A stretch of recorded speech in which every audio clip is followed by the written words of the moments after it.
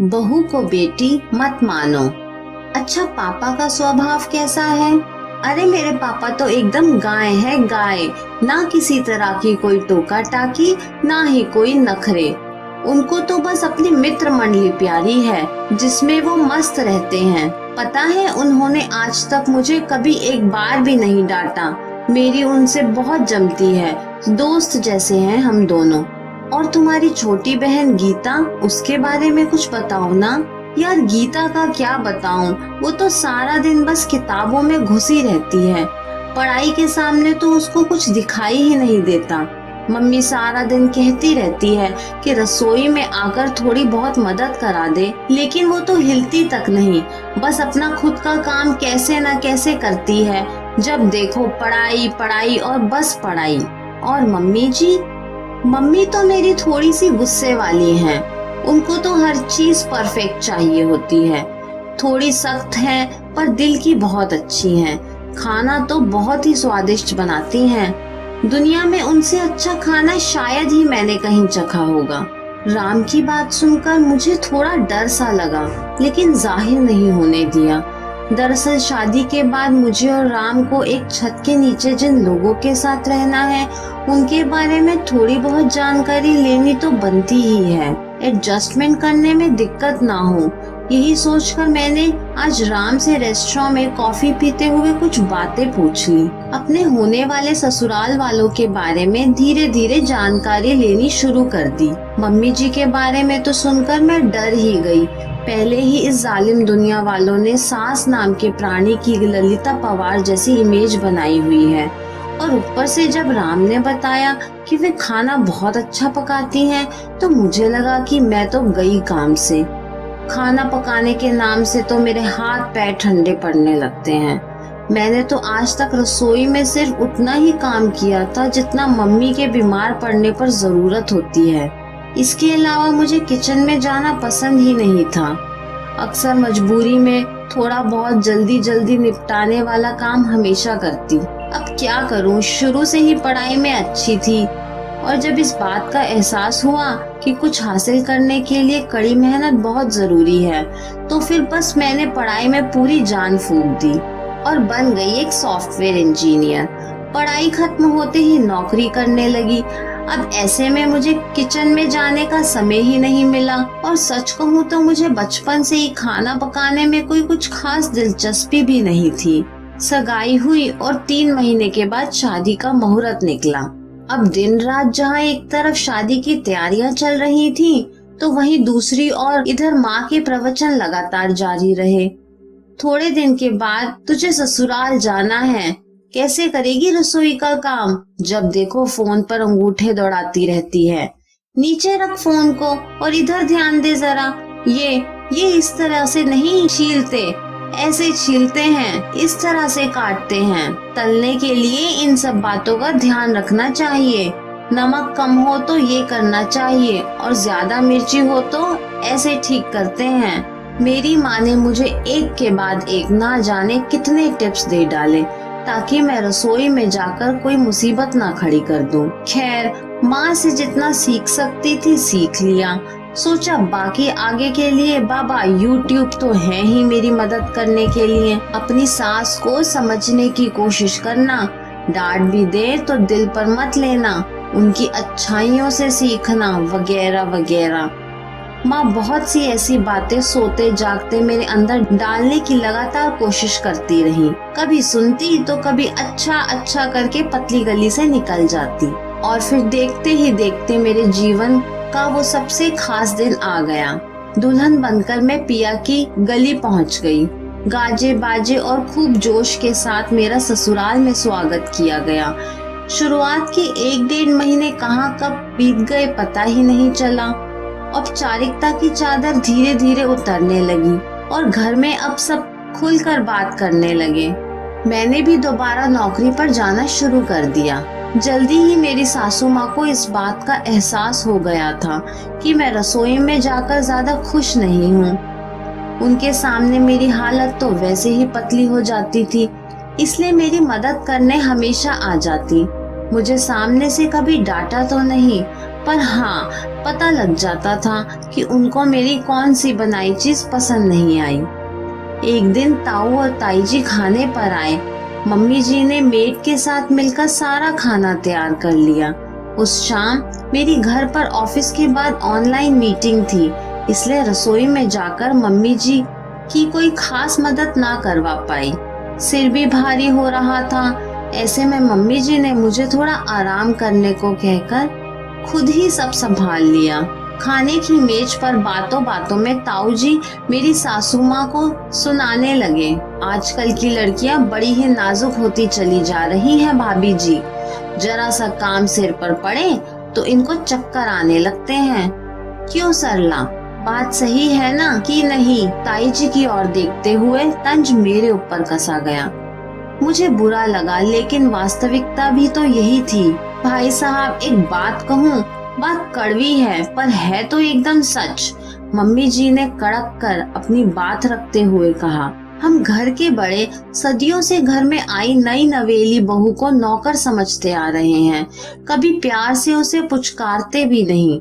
लेकिन फिर जब हमारा बुढ़ापा आता है तब हम उसी नौकरानी जैसी बहू से उम्मीद लगाते हैं कि वो तब एक सुशील संस्कारी बेटी बनकर हमारी टूटी बिखरी हड्डियों की सेवा तो जरूर करेगी। हमारा जमाना अलग था भाभी जी।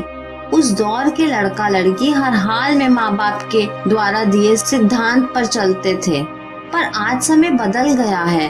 अगर पराए घर की बच्ची को जब अपना नहीं बनाया जाए तो उसे घर, रिश्ते और अपनों से दूरी बनाने में देर नहीं लगती।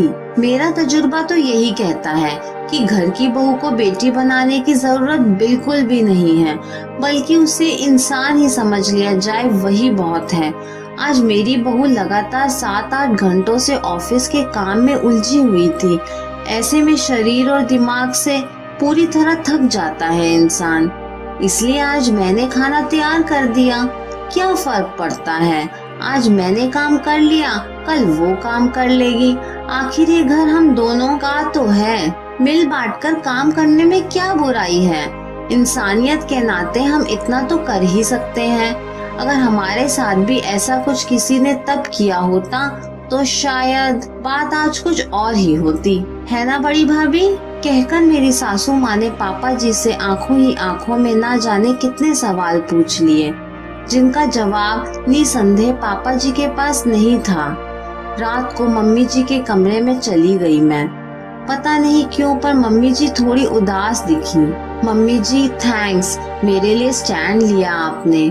पर एक बात कहूँ, आज अगर मेरी मम्मी भी होती तो वो भी सामने वाले की हाँ में हाँ मिला ही लेती। आखिर सच भी तो यही है।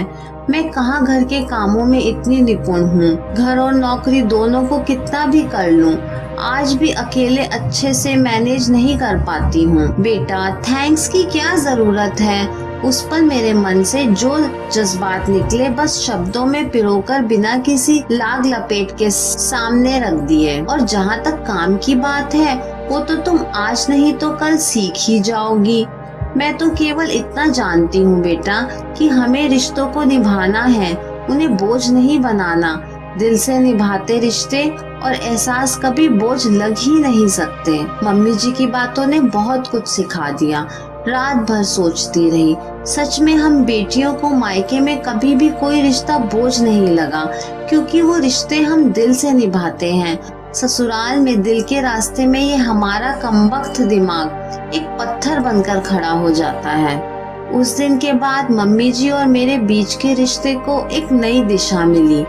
धीरे धीरे एक दूजे को सहारा देने की आदत सी हो गई। जिस तरह मेरे में कुछ कमियां थी, वैसे ही हर आम इंसान की तरह मेरी सासों में भी कुछ कमजोरियां थी। एक तो उनको भूलने की बहुत अजीब सी आदत थी। अक्सर तारीख तो भूल ही जाती, और दूसरा कोई ना कोई चीज कहीं भी रखकर भूल जाती, और उस चीज को ना मिलने पर घर में बवाल मच जाता। मैं अब मोबाइल में हर जरूरी तारीख को फीड कर लेती और मम्मी जी की हर मुमकिन मदद कर देती। धीरे धीरे मैंने जाना कि मम्मी जी को अच्छा खाना बनाने के साथ साथ सुंदर और नए नए लेटेस्ट डिजाइन के कपड़ों का भी शौक था।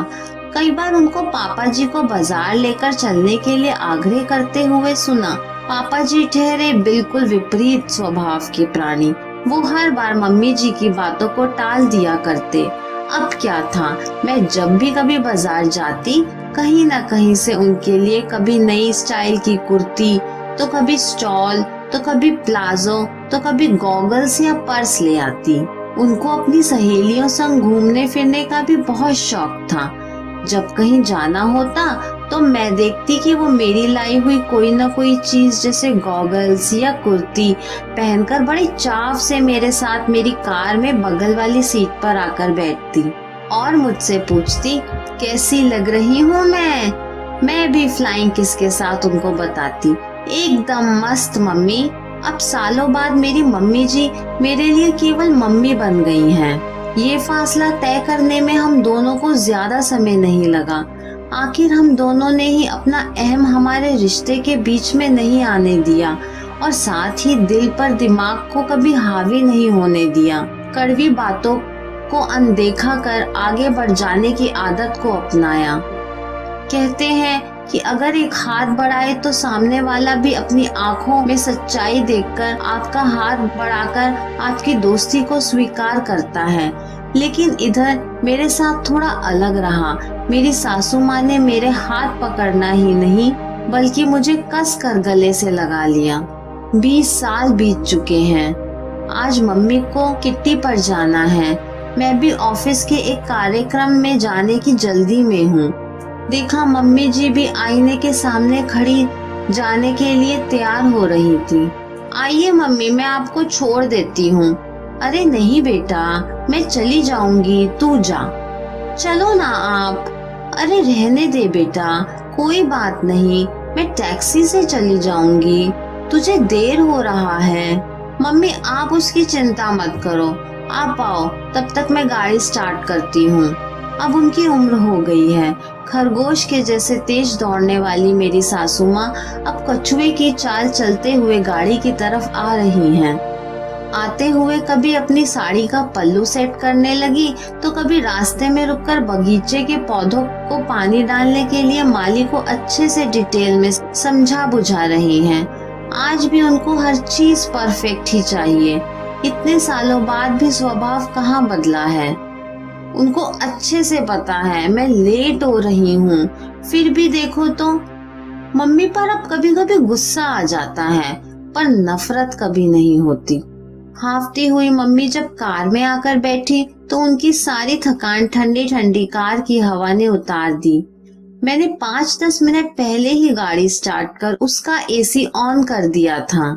2 घड़ी आराम करके अपनी आंखों पर धूप का चश्मा लगाकर फिर से अपने वही अंदाज में बोली, मैं कैसी लग रही हूँ। मैंने वही अपना पुराना स्टाइल में फ्लाइंग किस की और गाड़ी को फुल स्पीड के साथ अपनी मंजिल की ओर बढ़ा दिया। सच में अगर दिल से रिश्तों को निभाया जाए तो वो बोझ नहीं लगते और मम्मी की बात 100% सही साबित हुई। बहू को बेटी बनाने की कोई जरूरत नहीं होती। बहू तो खुद ब खुद अपनी बेटी बन ही जाती है अगर उसे पहले इंसान समझ लिया जाए। ये कहानी आपको कैसी लगी मुझे कमेंट करके ज़रूर बताइए। कहानी पसंद आई हो तो लाइक, शेयर और चैनल को सब्सक्राइब करना ना भूलें। कहानी सुनने के लिए आपका बहुत बहुत धन्यवाद।